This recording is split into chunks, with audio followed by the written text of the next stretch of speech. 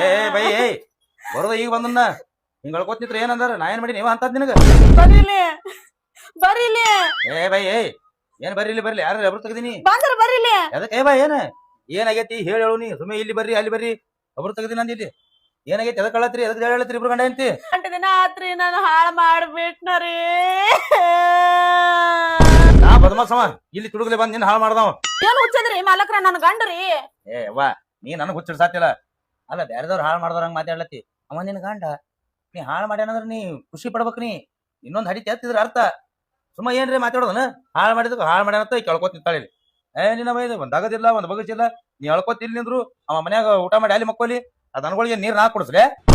ಹಂಗಲ್ರಿ ಮತ್ತೊಂದ್ ಮದ್ವೆ ಹಾಕಂತ ಹೇಳಿ ನನ್ ಜೀವನಾನ ಹಾಳು ಮಾಡ್ಯಾನ್ರಿ ಅವ.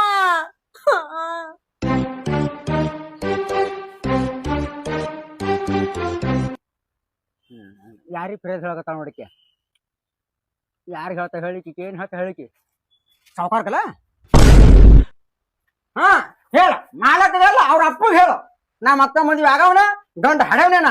ಅದ್ರ ಸಂಬಂಧ ಸ್ವಲ್ಪ ಖಾರ ರೊಟ್ಟಿ ತಿನ್ನಾಕತ್ತೀನಿ ನಾ. ಏ ಕಿಸ್ಬಾಯಿ ಖಾರ ರೊಟ್ಟಿ ತಿನ್ನವನ ಜೋಲ ಸೋರ್ಲತ್ತದ ಈಗ ಜೋಲ ಸೋರ್ಲತ್ತದ ಬಂದೈತಿ ಖಾರ ತಿಂದಿದ್ಕ ಇನ್ನು ಮತ್ತೊಂದ್ ಮದ್ವೆ ಆಗ ನೀ ಅಲ್ಲೋ ಏನಾಗ್ಯದತ್ ಮತ್ತೊಂದ್ ಮದ್ವೆ ಹಾಕಿಲಿ ಏನಾಗ್ಯದ ನೋಡ್ಲಿ ಕಡ್ಡಿಲೆ ಪರ್ದಂಗದಾಳ ಹೌದು ನಾಲ್ಕು ವರ್ಷದ ಮದ್ವೆ ಬರೀ ಹೆಣ್ಣು ಹಡಕತ್ತಾಳ್ರಿ ಒಂದ್ ಹಳ್ಳಿಕೆ ಬೊಮ್ಮನಿಗೆ